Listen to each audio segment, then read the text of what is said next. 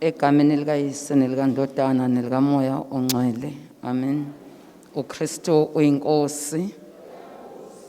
Evangelini ngokaLuka oNgcwele isahluko esamashumi 23 sizofunda amashumi 34. Luke chapter 23 verse 34. Kepha uJesu wathi, Baba, bathethelele ngokuba abakwazi abakwenzayo.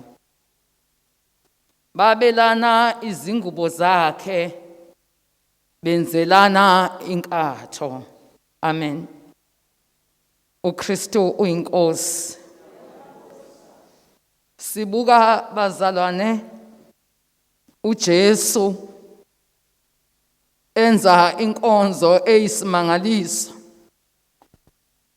eza ngonile ngoba ngibuka mina nawe uyibuka wena. Kukho konke esikwenzileyo okuphambeneyo nentando yakhe, kodwa ukhetha ukuba sesikwenze konke ngokuya kwakhe esiphambanweni. Maye sekubone konke esikwenzileyo uthi, Baba, bathethelele ngoba abakwazi abakwenzayo.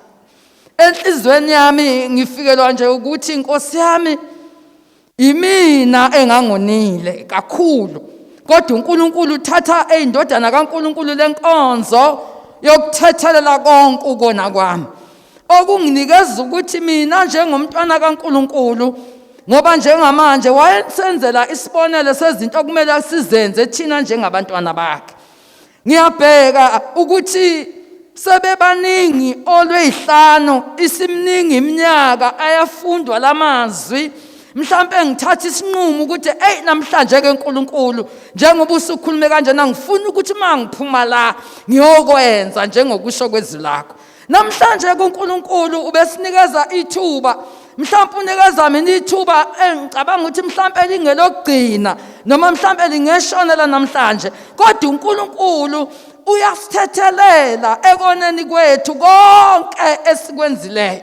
Ngakho-ke ngicela ukuba ngibheke mina, uyibheke nawe, ukuthi la uhleli khona, la uphila khona, uyayenza yini le ntethelelo eyenziwa uJesu engeyona, engesona isoni, eyindodana kaNkulunkulu. Bakhona nabantu abathethelelayo ekoneni kwabo. Noma uthethelela, isithethelela kanjani?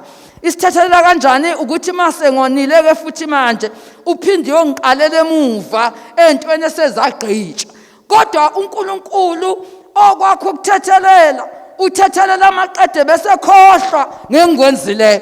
Ake siphumeke namhlanje ke kube yilona lo ayothi uNkulunkulu ngelekelele ukuba ungiphe lokho ukuthethelela.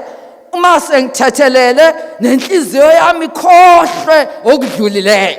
Namhlanje uNkulunkulu ufuna mina nawe, bahambile abanye ngikhona mina, hayi ngobani, kodwa uNkulunkulu ufuna lesi sithombe esiyimi siniseleke, sithole imvula eyanele ukuba sitholile kuzobonakala ngezenzo ukuthi ngibathethelela abangonileyo, noma abanye bengasezanga kimi ukuzocela uxolo, kodwa ubathethelele ngenxa yokuthi njalo uma ngithi sithethelele izono zethu, ngoba nathi siyabathethelela abasonayo, sisuke sisho kuyikho yini, ngiyabathethelela yini abangonileyo mina, noma yimina engoniwayo njalo nje, kodwa mina ngibona abantu. uNkulunkulu akaselekelele, isaqala lenkonzo iqhubeka, kodwa kube sekufika enhlizweni yami, ngiyabuya ngiyabheka, ngene ekameleni lenhliziyo yami, ngiyabheka engibonileyo, ngiyabheka ngabathethelela, ngabuye ngabavusela okudala, kodwa bese ngithi namhlanje uNkulunkulu mana ngakimi ukuba ngenze intando yakho.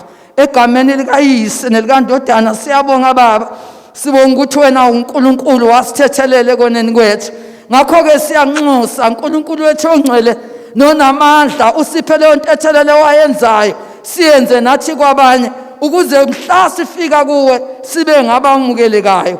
Egameni likaJesu, amen.